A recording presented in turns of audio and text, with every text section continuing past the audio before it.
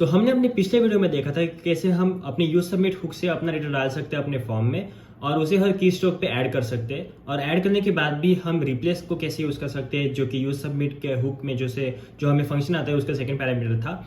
और उसे यूज करके बस एक की स्ट्रोक पे जो पहला कैरेक्टर डलेगा उसके लिए नया ब्राउजर स्टैक क्रिएट करेंगे। ब्राउजर में एक डेटा डालेंगे, एक बीट डालेंगे जो कि स्टैक में होगी अपने ब्राउजर के, और उसके बाद सब्सिक्वेंट सारी रिक्वेस्ट जो की डाउन पे होगी या फिर की प्लेस पे होंगी उनको सारे को रिप्लेस करते जाएंगे। इसमें देखने वाले कि हम कैसे अगली फॉर्म की एक टेक्निक यूज कर सकते हैं जो कि है इन प्लेस फॉर्म का डेटा फेच करना और लोडर्स जो होते हैं उनको एक्सेस करना। तो वो कैसे करते हैं, सबसे पहले अपने पास ये हुक होता है, इस हुक का नाम है यूज फेचर। ये यूज फेचर हुक क्या करता है पता है? यूज फेचर हमें देता है एक फेचर ऑब्जेक्ट, और फेचर ऑब्जेक्ट में हम फॉर्म एक्सेस कर सकते हैं। तो बेसिकली अपने पास ये अपना पहला वाला फॉर्म था जो कि नॉर्मल वाला है, रिएक्ट ऑटो से एक्सपोर्ट होने वाला, और एक दूसरा वाला फॉर्म है जो कि ये यूज फेचर जो एक्सपोर्ट करता है, ये फेचर मतलब ये इंस्टेंस बना के देता है हमें, उस फेचर के अंदर की प्रॉपर्टी है ये फॉर्म। और ये जो फॉर्म है ना, ये फॉर्म एक्सटेंड करता है इस फॉर्म को। तो बेसिकली यहाँ पे होगा क्या, जब ये फॉर्म हम यूज करेंगे ना फेचर वाला, तो फेचर के ऑब्जेक्ट में फॉर्म की बहुत सारी चीज़ों का हमें एक्सेस मिल जाएगा, और ये फॉर्म जो है वो इसको एक्सटेंड करते हैं तो इसकी बहुत सारी चीज़ों का एक्सेस मिल जाएगा। तो बेसिकली इस फॉर्म के अंदर ये फॉर्म की पूरी प्रॉपर्टीज आ जाएंगी, प्लस इस फेचर ऑब्जेक्ट को यूज करके हम अपने कोडिंग के लॉजिक में कुछ चेंजेस कर सकते हैं ताकि हम ऑप्टिमिस्टिक यूआई वगैरह कुछ दिखा सके। तो बेसिकली यहाँ पे क्या होगा, जब रिक्वेस्ट जाएगी ना एक्शन को, तो ये रिक्वेस्ट किसी दूसरे पाथ पे वगैरह नहीं जाएगी, खुद के कंपोनेंट में जो एक्शन डिफाइंड है उस पे जाएगी। और क्या होगा, फेचर फॉर्म की सारी प्रॉपर्टीज एक्सेस करेगा, जो कि ये फेचर ऑब्जेक्ट है ना ये वाला, तो ये फॉर्म की पूरी प्रॉपर्टीज को एक्सेस करेगा। तो इस तरह से ये चीज़ काम करेगी। तो फेचर डॉट फॉर्म डेटा जो है ना, ये एक प्रॉपर्टी है। फेचर के अंदर बहुत सारी प्रॉपर्टीज अवेलेबल है, पर ये जो है ये सबसे इंपॉर्टेंट है अपने ऑप्टिमिस्टिक यूआईस डिफाइन करने के लिए। तो बेसिकली जब हम फेचर डॉट फॉर्म डेटा करेंगे तो फॉर्म के अंदर की जो भी इनपुट फील्ड्स है ना, उसके अंदर की नेम हमें की मिलेगी और वैल्यू हमें वैल्यू मिलेगी। तो इसका एक ऑब्जेक्ट मिलेगा जिसे हम यूज़ कर सकते हैं। तो इसे बेसिकली हम ज़्यादातर ऑप्टिमिस्टिक यूआईस के लिए यूज़ करते हैं, पर बहुत सारे अलग यूज़ केसेस भी हो सकते हैं, जैसे कि फॉर्म का डेटा देखना कि जो सबमिट हो रहा है उसमें क्या है, वो सारी चीज़ें। पर एक बात ध्यान में रखनी चाहिए कि ये जो फेचर डॉट फॉर्म डेटा है ना, इसके अंदर ये जो फॉर्म डेटा रहेगा इसका एक्सेस तभी रहेगा जब ये वाला फॉर्म सबमिट हो रहा होगा।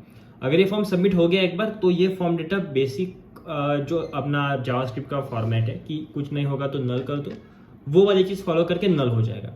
तो आई होप आपको ये थ्योरी समझ में आएंगी। चलो प्रैक्टिकली देखते हैं कि ये कोड में कैसे काम करेगा।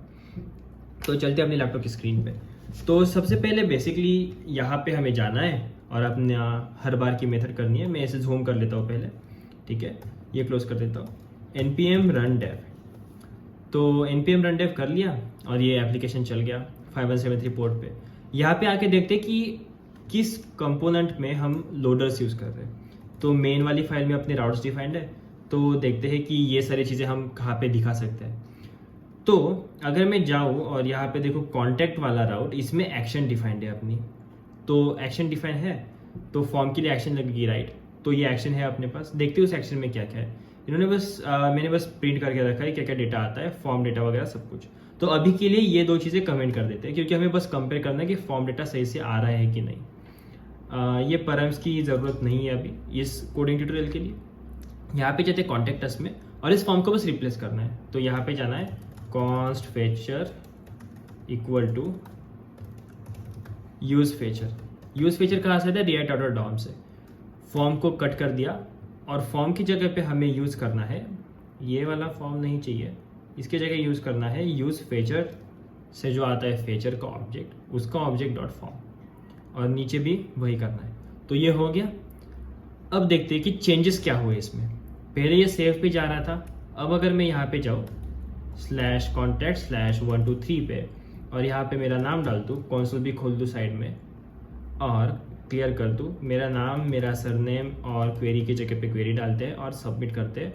तो इसने क्या किया, ये सेव राउट पे गया, मतलब जो इसका इंटेंडेड बिहेवियर था पहला वो चल रहा है। इसका मतलब ये हमने प्रूव कर दिया कि नॉर्मल फॉर्म जो होता है रिएक्ट ऑटो का, वो फॉर्म ये इनहेरिट कर रहा है। ओके, अब हमें देखना है कि ये फेचर का जो यूज़ किया है ना फेचर डॉट करके, इसका फ़ायदा क्या है। तो पहले वाले फॉर्म में क्या था, जब सबमिट किया तो वहाँ पे जाता था, रिक्वेस्ट मारता था और वहाँ से सारा डेटा हम ले सकते थे रिक्वेस्ट या फिर पैराम्स को यूज़ करके। जो कि पैरामीटर्स थे अपने फॉर्म के एक्शन के। पर अगर मैं यहाँ से एक्शन हटा दूँ तो क्या होगा, ये अपने खुद के एक्शन पे रिक्वेस्ट मारेगा। खुद की एक्शन क्या थी, कॉन्टैक्ट अस एक्शन। तो देखते ये होता है कि नहीं। तो अगर मैं फिर से कॉन्टैक्ट पे गया और मैंने मेरा नाम डाला ओम, सरनेम डाला लोंढे और क्वेरी डाली क्वेरी और सबमिट किया, तो इसने फॉर्म डेटा को कॉल किया कहाँ पे, utils.js में, जो कि ये था लाइन नंबर 5 पे आप देख सकते हो। तो यहाँ पे कॉल किया तो इसका मतलब ये पेज एग्जीक्यूट हो रहा है और स्लैश पे रिडायरेक्ट कर दिया। तो ये भी प्रूव हो गया कि खुद के ही राउट पे, खुद के एक्शन पे रिक्वेस्ट मारेगा।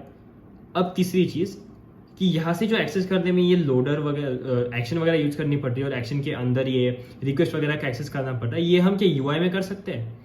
तो वो देखते हैं।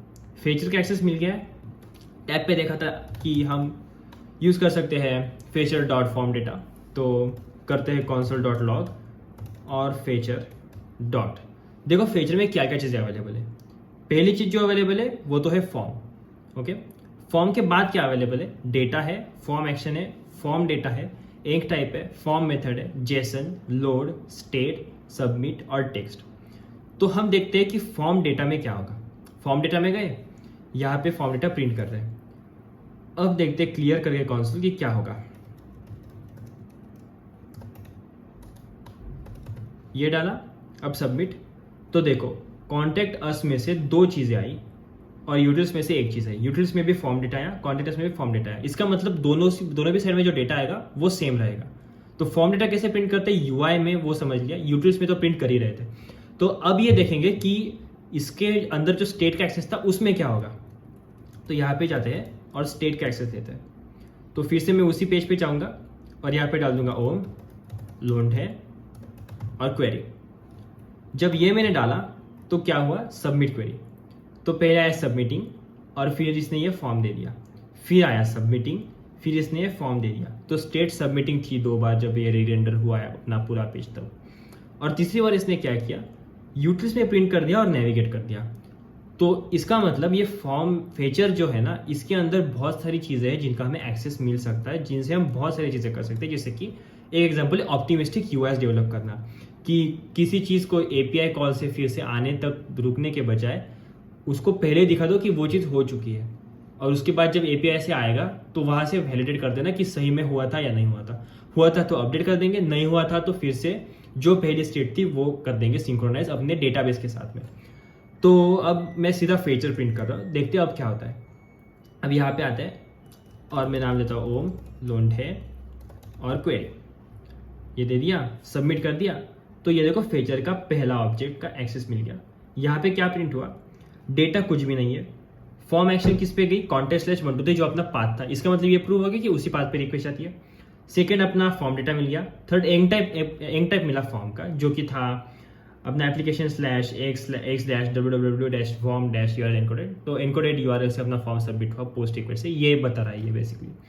इसके बाद अपनी फॉर्म की मेथड जो कि पोस्ट थी, जेसन में कुछ नहीं आया। लोड ये फंक्शन था, मतलब ये इसका इंटरनल फंक्शन है, वो खुद यूज़ कर लेगा। स्टेट आई सबमिटिंग, और सबमिट करने के बाद जो फंक्शन है वो आया, और टेक्स्ट कुछ भी नहीं था तो कुछ भी नहीं आया। सिमिलरली यहाँ पे भी लगभग सेम ही डेटा है। तो आई होप आपको समझ में आया होगा कि बस फॉर्म यूज़ करना और फीचर डॉट फॉर्म यूज़ करना या फिर यूज़ फीचर हुक यूज़ करना, इसमें क्या डिफरेंस है, और हम कैसे अपने एप्लीकेशन के यूज़ केस के स्पेसिफिक या तो फॉर्म या तो फीचर का फॉर्म यूज़ कर सकते हैं। तो आई होप आपको ये समझ में आएगी सारी चीज़ें प्रैक्टिकली और थ्योरेटिकली भी। तो मिलते किसी अगले वीडियो में, तब तक के लिए थैंक यू, बाय बाय।